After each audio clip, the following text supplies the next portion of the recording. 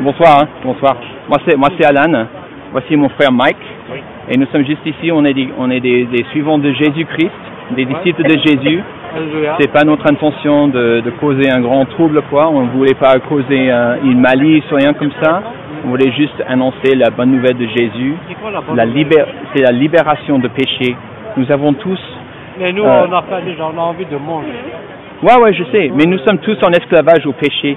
Et parfois, je ne veux pas dire que c'est pour tout le monde, mais parfois, notre esclavage au péché nous mène aux difficultés dans la vie quand même. Par exemple, je ne dis rien au sujet parce que je ne sais pas, hein, je ne vous connais pas du tout, mais parfois, si quelqu'un devient ivrogne ou quelqu'un boit trop, ou si quelqu'un regarde des pornos, par exemple, ils peuvent perdre leur mariage, ils peuvent perdre leur boulot, ils peuvent perdre tout ce qu'ils ont, hein. Et ça peut leur mener à des difficultés dans la vie.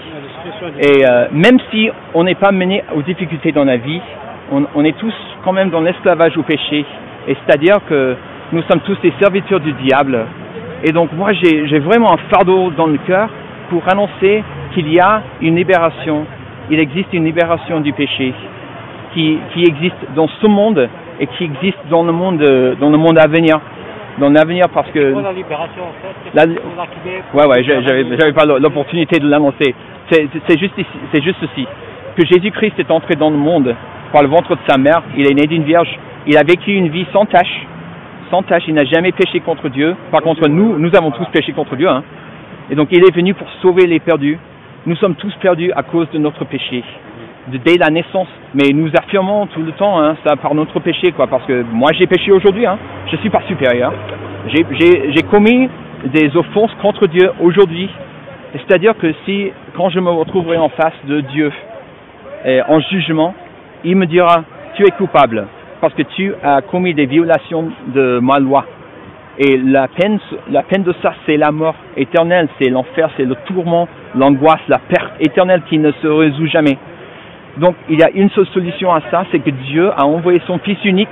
C'est pas un fils qu'il a eu par un rapport sexuel avec quelqu'un. C'est quelque chose. C'est en fait, c'est-à-dire que c'est une relation très très proche que nous verrions si nous. J'ai vu le film de moi-même et là. Voilà. Donc c'est pas quelque chose qu'il est né ou qu'il a commencé à exister quoi. Mais c'est plutôt que Jésus est l'agneau de Dieu, c'est le sacrifice que Dieu a envoyé.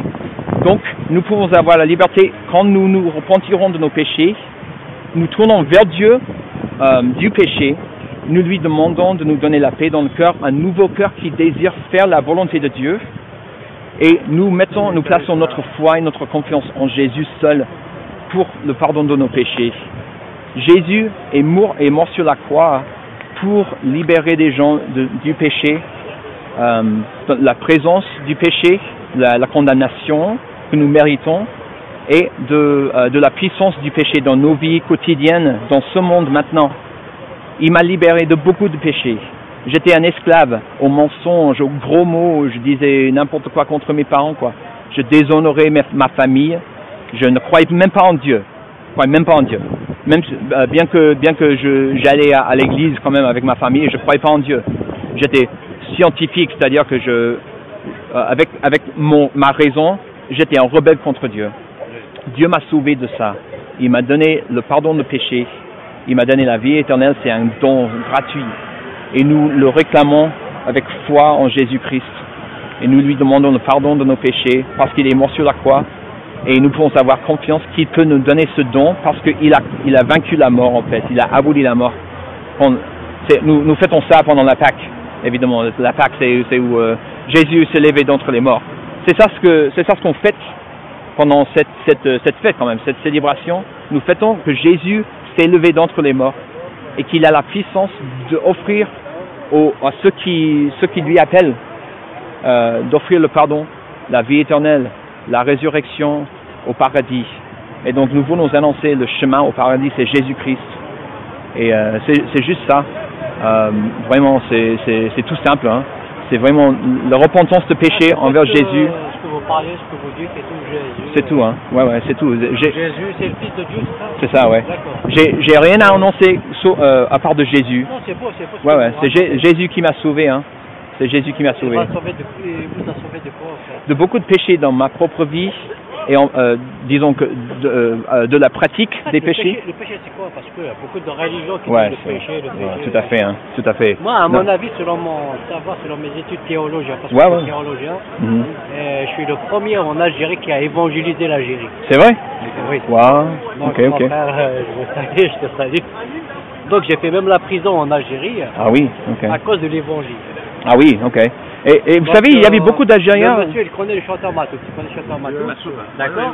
Et les terroristes qui ont kidnappé Matoub, oui, je suis comédien. Ils m'ont mis en prison dans la même T'as vu, là? prison. Ah, ok. Ouais. Ouais. Donc, même à l'intérieur de la prison, Jésus était avec moi. Je suis un évangéliste. Oui, oui. Moi, je suis un Super, chrétien. super. Ah, mon Moi, frère. je suis, ouais. Moi c'est Alan, hein. Alan. Enchanté, mon ami. Hein. D'accord. Donc, à l'intérieur de la prison, mais regardez Dieu, il est tout puissant. Mhm. Il est tout puissant. À l'intérieur de la prison.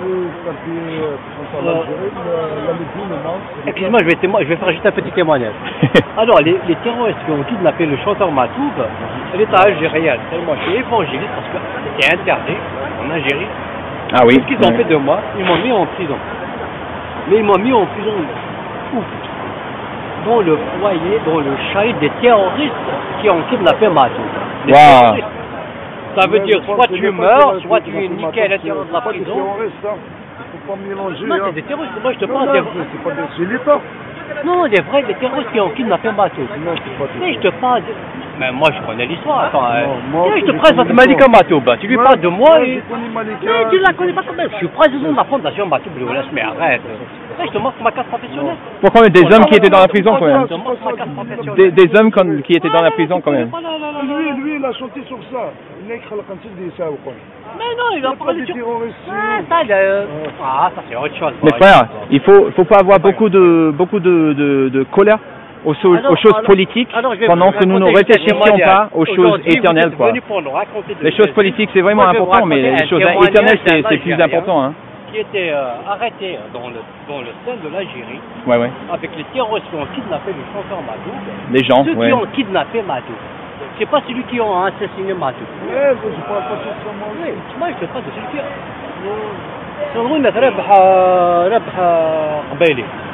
J'ai du père qui a kidnappé Matoub. Est-ce que tu as lu le livre de Robert? Bah, tout simplement, mon frère, si vous êtes évangéliste, vous savez bien que les choses politiques sont à être soumises à l'histoire de Jésus. Hein. C'est que ce qui est merveilleux, c'était interdit pour moi d'évangéliser, de parler de Jésus à l'époque. Je parle 15 ans, 20 ans en arrière. Je suis d'accord avec toi. Je suis d'accord. Alors je vous parle de 20 ans en arrière. Ah ouais, ok, d'accord. 20 ans en arrière. D'accord, ouais. Alors, l'État algérien, qu'est-ce qu'il a fait de moi? Ils voulaient me punir, ils m'ont mis en prison par rapport à l'évangile, ils m'ont mis en prison avec les terroristes repentis. Ok. Mais je bénis l'Éternel, je bénis Jésus. Ah oui, merci à Dieu. Merci à Dieu. Moi aussi je parle de Jésus parce que j'ai vécu, j'ai une histoire avec lui. Je parle pas de Jésus parce qu'ils sont venus, ils m'ont évangélisé, ils m'ont donné des bons selon Jean ou la Luc. Je connais, si tu veux que je parle de Jésus avec toi, si tu veux que je te bénisse maintenant, je peux appeler le Seigneur que le siècle suivra tout de suite et le feu de Dieu va descendre tout de suite et tu vois tous ces gens-là, il y aura le feu, les guérisons, les paralytiques qui vont marcher. Et j'ai ressuscité même des morts au nom de Jésus. J'ai parlé à des morts et sont revenus à la vie. Je sais contre qui je parle. Et à l'intérieur de la prison, ces terroristes-là, je suis chrétien, je suis kabyle, eux c'est des arabes et il y a des kabyles aussi à l'intérieur. Jésus. C'est pas un messie. Jésus, il n'est pas prophète. Jésus, ce n'est pas le fils de Marie. Jésus, ce n'est pas un charpentier. Jésus, mon frère, c'est Dieu lui-même sur terre. C'est vrai. Que vous bénisse. Le miracle qu'il a fait dans la prison en Algérie et tous les islamistes là qui ont kidnappé Matoub. Tous les gens là qui étaient, Eh, mon frère, ils m'ont demandé des baptêmes à l'intérieur de la prison. Je les ai baptisés au nom du Père, du Fils et du Saint-Esprit à l'intérieur de la prison. Merci à Dieu, c'est super. Seigneur, il a fait des choses, il a ouvert les portes de la prison. Je bénis le Seigneur. Oh, je bénis le Seigneur, c'est super cette histoire. J'aime bien. C'est Dieu lui-même sur terre, mais... C'est lui-même. Dieu est grand. C'est lui-même. Moi je le dis, moi je le confesse. C'est ce que nous croyons. Est-ce que je pourrais vous montrer dans le Injil quelques passages où Jésus réclame être Dieu? c'est quelque chose que vous aimeriez voir? Ouais. Ok. Parce que j'ai un évangile dans mon sac à dos ici. Et je vais juste, c'est pas pour gagner un débat, hein, c'est juste pour montrer. Parce que vraiment, je crois que c'est un truc très important à voir. Ouais, je comprends. Ouais, je comprends.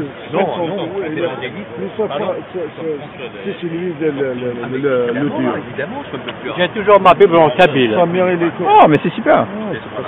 J'ai toujours ma Bible en kabyle. Moi, j'ai la Bible en berbère, en langue berbère. Donc vous n'êtes pas kabyle, c'est ça? Moi-même. Je suis kabyle, moi. Oh, vous êtes kabyle aussi? Bien sûr. Oh, mais super. Hein? Oh, d'accord. Je sais pas, moi. Je suis américain. Le film de Zmansine Naïssa de l'époque de Jésus en kabyle. Ouais. Et je faisais partie dans ce film. Oh, c'est super. Je parlais en kabyle dans le film de Zmansine Naïssa. Tu as vu le film? Bon, tout ce que je voulais dire, c'est... J'ai vu le film, ouais. Moi, j'ai travaillé dans ce film. Bonjour, ça va? Bonjour? Ouais, yeah. Bonjour. English? Yeah, I speak English. Yeah, I'm American. Bon, c'est la Bible en français, en fait. J'ai pas apporté ma Bible en anglais parce que, normalement, on est en France, on parle français, ouais. Mais I can speak English, too. Il n'y a pas de problème, hein. Mais ce que je voulais vous montrer, juste l'importance de la question, quand même. Et moi c'est Alan. Comment vous êtes comment? C'est Hakim. Hakim. Enchanté, mon ami. Merci de me parler. Hein. Ok, donc c'est l'évangile de Jean, c'est-à-dire un des compagnons de Jésus. Moi, je rentre tout le temps à Saint-Denis. J'ai un ami comme toi qui s'appelle David. David, ah bon? Tu le connais? Non, je crois pas. C'est marrant, mais en fait, je suis visiteur à la ville quand même. Ah bon. Donc, je connais pas tout le monde, malheureusement. Ok, donc Jésus parle avec ses ennemis, les pharisiens, des gens religieux de sa journée, quoi, qui étaient opposés à lui à cause de leur hypocrisie et leur orgueil, quoi, qui pensaient qu'ils pouvaient être acceptés de Dieu par leurs œuvres et leur propre justice. Ok, il dit, vous êtes d'en bas, moi je suis d'en haut, vous êtes de ce monde, moi je ne suis pas de ce monde. Et voici l'important. C'est pourquoi je vous ai dit que vous mourrez dans vos péchés. En effet, si vous ne croyez pas que moi je suis, vous mourrez dans vos péchés. Donc, ce qu'il dit ici, c'est que si on ne croit pas dans la vraie identité de Jésus, on est perdu dans les péchés.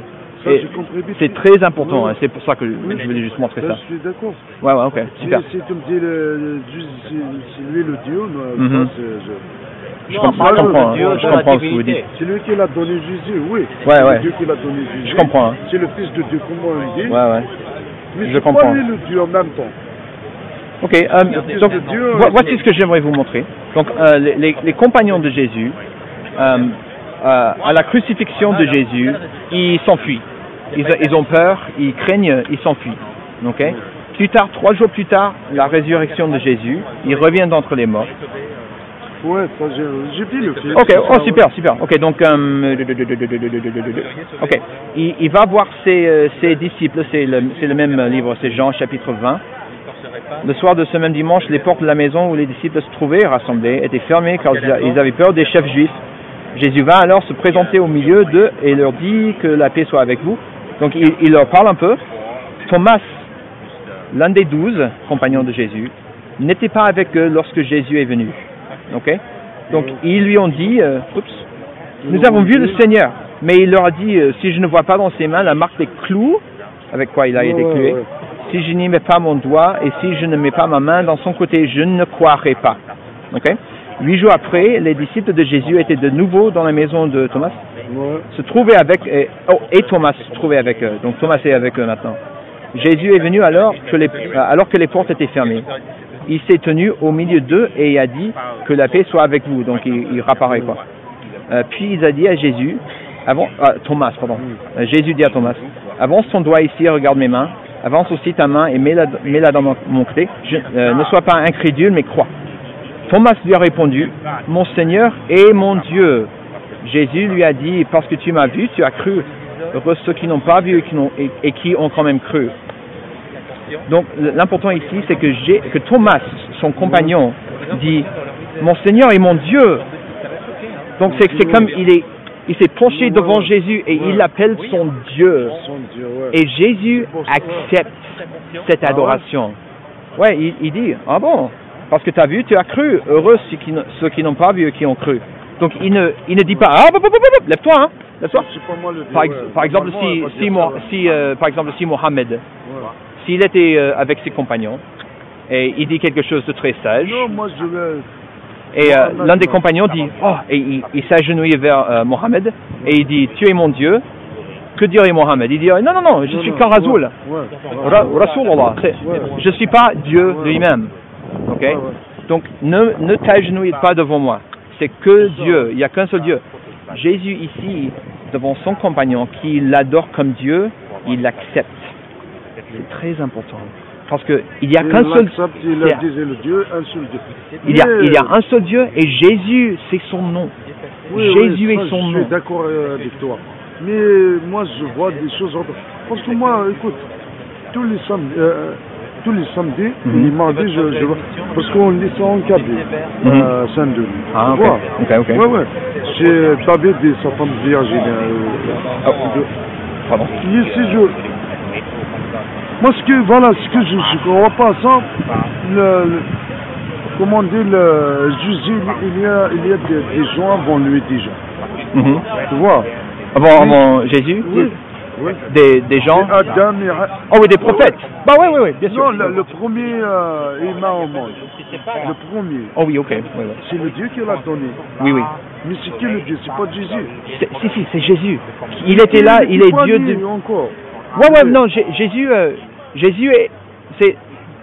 Quand on a vu Jésus, quand les disciples ont vu Jésus, c'est quand il a pris sur lui la chair humaine pour un but, pour mourir lui-même sur la croix et pour être lui-même un sacrifice pour le péché.